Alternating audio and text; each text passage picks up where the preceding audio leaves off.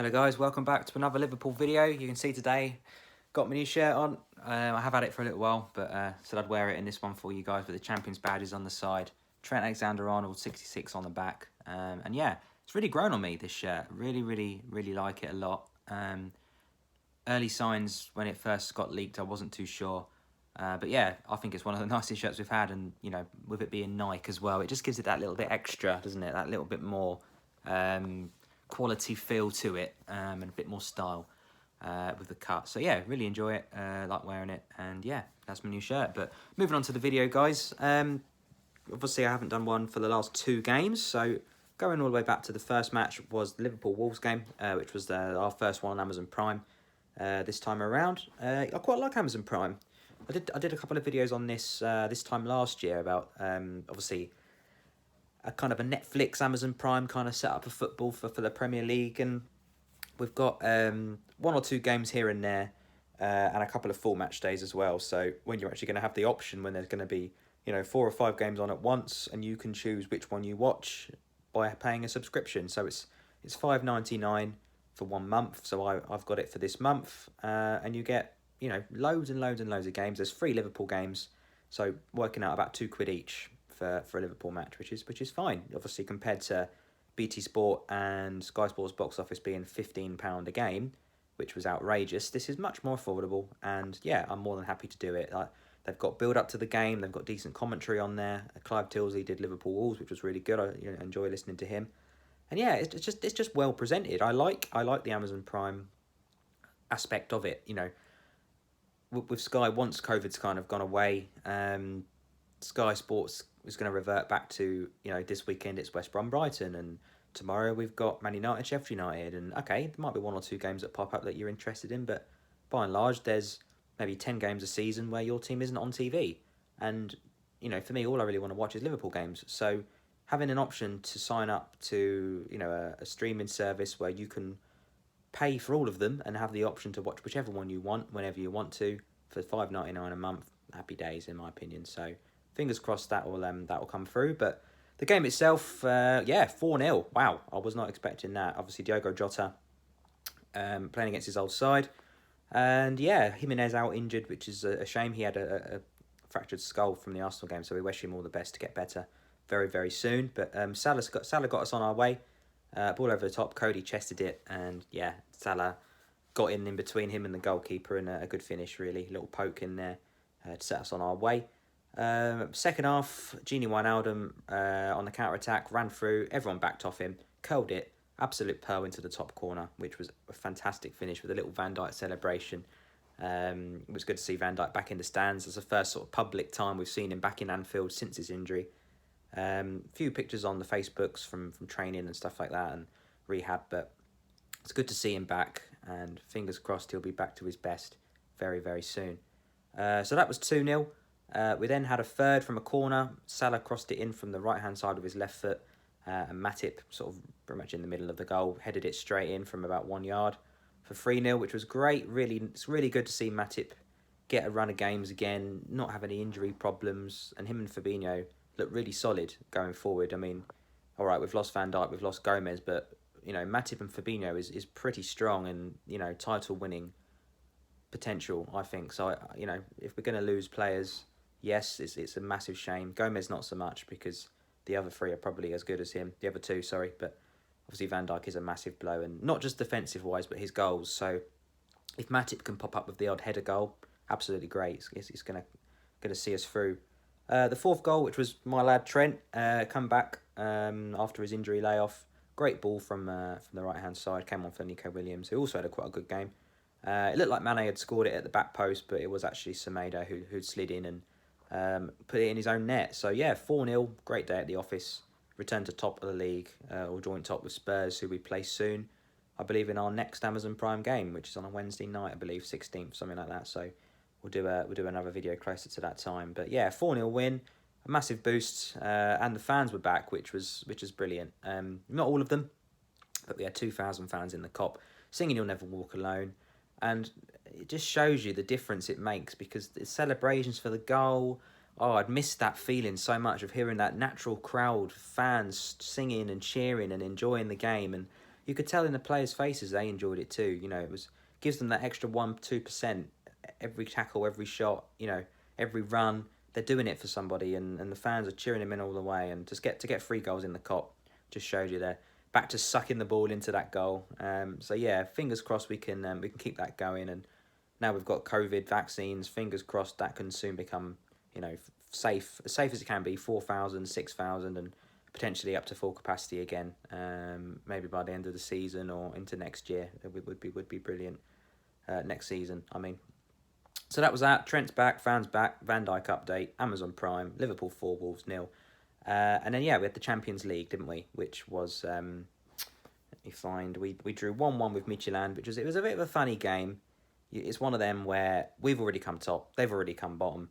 There's not really much else that's going to happen, no matter what the result is. So, yeah, you know, you were going to see the likes of Kane and Clarkson come into the team. 1 or 2 were in there still. Salah and Henderson came on, and Trent captained the team, which was really cool. Which I think long term probably captain is going to be Trent, isn't it? If you look at Henderson's, you know, turning 30 soon, or is 30. Van Dijk's a similar age. Milner's not got much long left, so yeah, it'd be good to see Trent come through, start captaining us now and again. But yeah, 1-1 draw. Salah scored after about a minute, similar to the Wolves goal really. Got to cost their own team a goal by a bit of silly defending, and Salah pounced on them. And then, yeah, first half we looked good, push in for another goal, unlucky not to score. Second half he took off Fabinho, and it all kind of collapsed, didn't it? It shows you what a big player he is for us. But yeah, the tide turned a lot second half.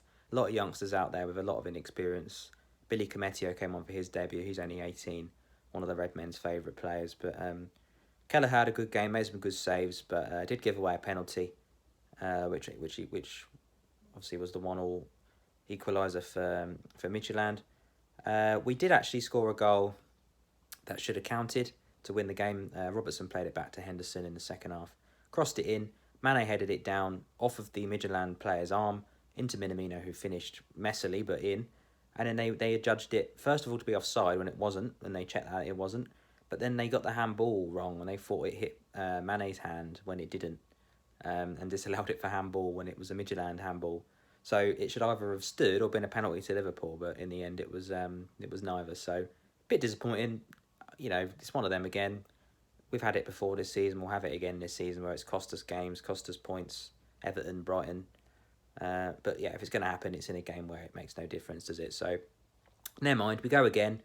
But yeah, win the group, and as promised, we will now have a little look at the potential Champions League last 16 opponents. So this is where it gets interesting. There's a few teams in there that we haven't played for a little while, or not in my memory. But yeah, going through them. So all of these teams are obviously the runners-up from their group, but not our group, and no English teams either.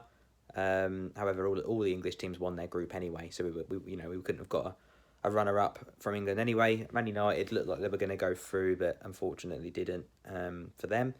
So yeah, option-wise, in the draw, which is on Monday, we've got 2 potential German teams, which are Borussia Mönchengladbach, who scored goals for fun in the group stage. Probably the most interesting group of the season. Mönchengladbach, Shakhtar, Real Madrid, and Inter Milan. Everybody seemed to beat everybody else. Lots of goals, thrashings from one team, thrashings from another. But Mönchengladbach eventually finished in second, with Madrid topping the group. So, yeah, Mönchengladbach are one of them teams where, a bit like Atalanta, I think, they've kind of come out of nowhere.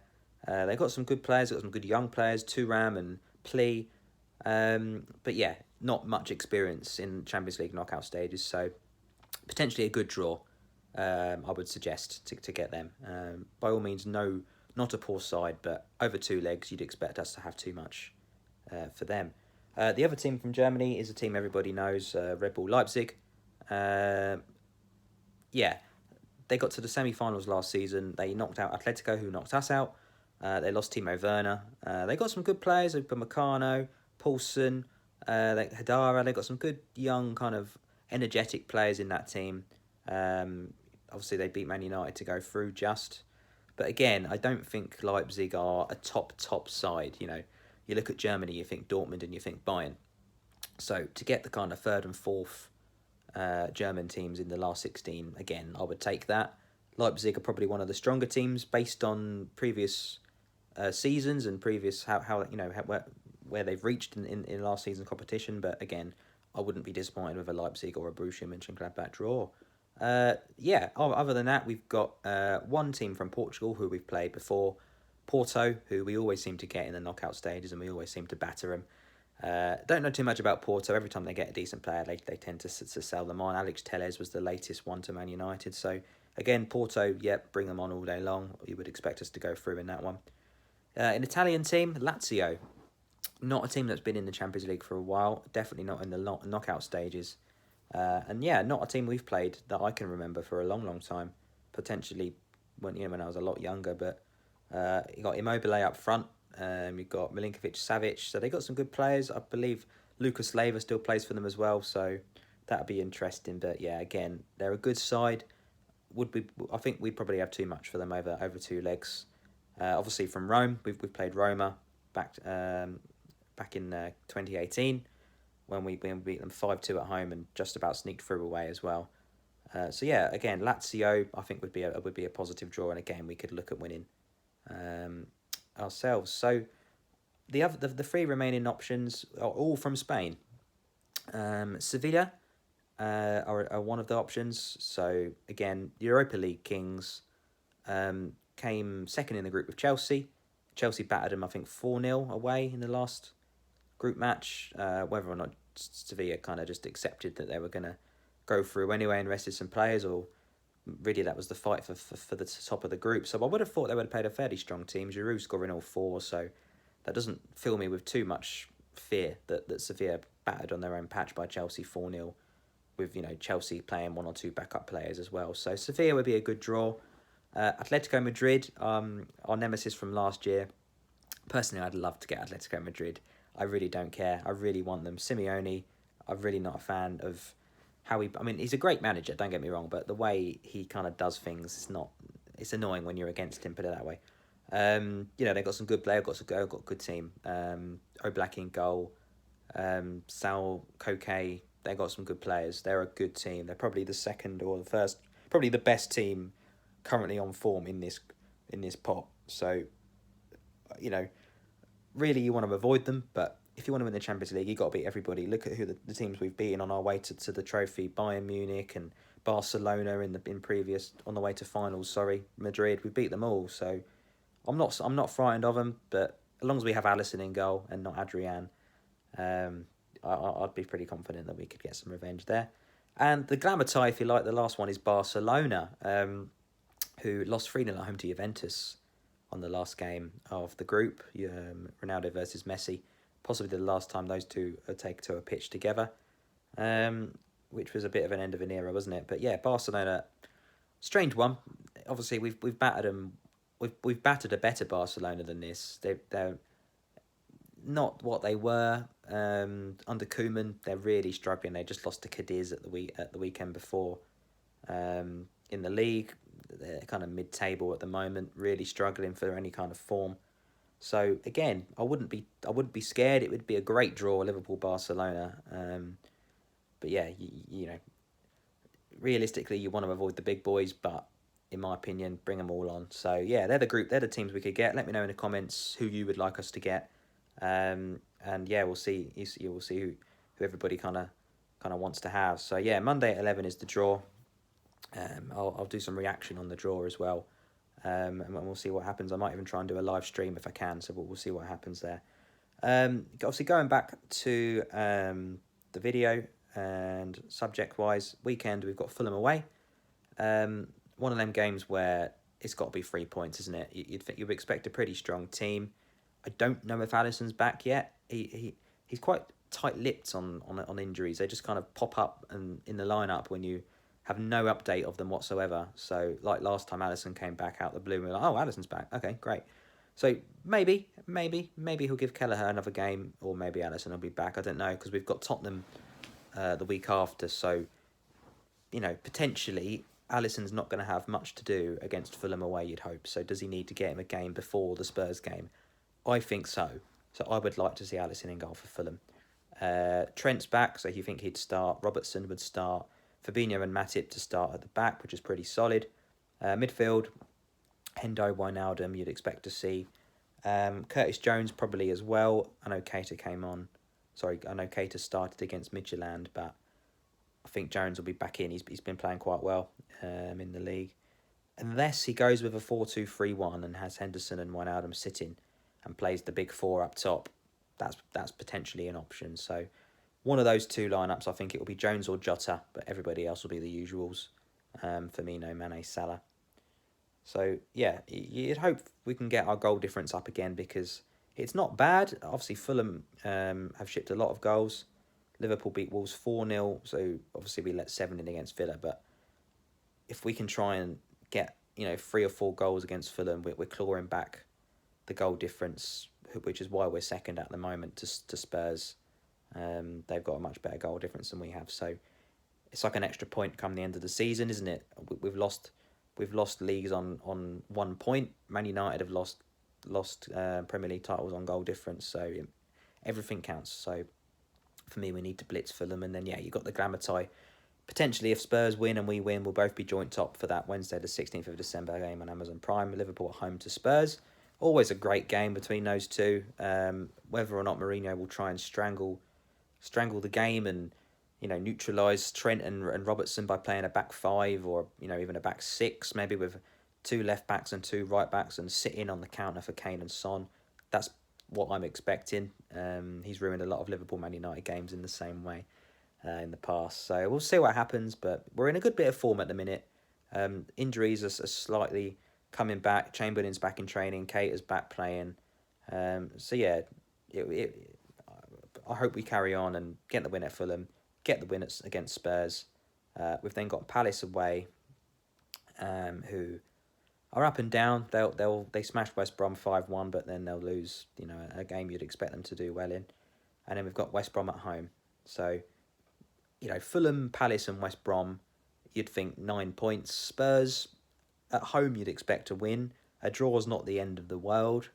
But yeah, I'd like to see at least 10 points out of those minimum. Really, 12 would be amazing. Anything less than 10, it's not great, is it?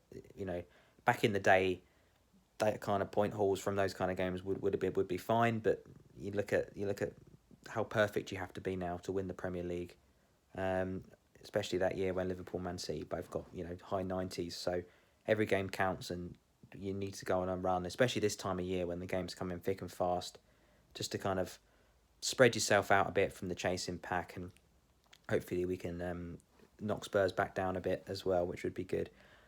Final thing from me is the Football Manager update. I've been doing quite well. I promised a Football Manager update. So I've won the league, I've won the Champions League. We're now in 2023 in August, and there's been a few changes with personnel. Only due to age, really. Henderson, Wijnaldum were all hitting 32, 33, Thiago. So they're all gone. I'll show you my team now. I don't know if you'll be able to see it. I'll do my best. So if it doesn't come out that well on the camera, I'll just talk you through it. But that's the 11. So we've got Alisson, we've got Alaba, we've got Trent, we've got Upamecano, we've got Van Dijk, Gomez, still doing well. We've got Sandro Tonali, who's the young Italian midfielder, deep line playmaker. We've got I'm not sure how you say it, Sabali from Salzburg, another good young midfielder, and Camavinga, the young French wonder kid as well. You'll notice Mbappe and Haaland in the front three, absolutely lethal. Mane on the left as well. And we've got a pretty strong bench as well. Let me see if I can just scrub down here a bit. I think we're on the bench already. Yeah, you can see the bench here. So we've got, let me try and get it. There we go. So we've got Nick Pope as the backup keeper. Probably looking at Donnarumma in the future as well, because Pope's getting in his 30s. Lamptey, backup right back. We've got Jack Grealish, Mo Salah, Fabinho and Robertson, Jota, Upamecano, Jones, and then Williams. I'm struggling to find a club for. Great player. I've loaned him out a couple of times, but I've got Lamptey and Trent, and they're both similar age and they're both better. So it'd be good to get Williams another team or a loan again. Elliott's out on loan and is improving every season, and this is the first season I've kept Jones. I've been loaning him out, but he's now I've kind of let go Henderson, Wijnaldum and Thiago. Jones is getting some game time for me. So yeah, really enjoying Football Manager 2021. I would recommend it. It's probably the biggest change, biggest update I've seen in a little while. So it's not just updated kits and updated players and ratings. They've actually had a go at the gameplay as well. So yeah, really enjoying Liverpool career. As I say, I'm in 2023, just about to start the new season. I've won a few Community Shields. I think I've won the 3 Champions Leagues and 3 titles. So it's going pretty well. I'm just kind of simming the games and doing all the transfers and the tactics, getting the instant results to kind of get through the seasons.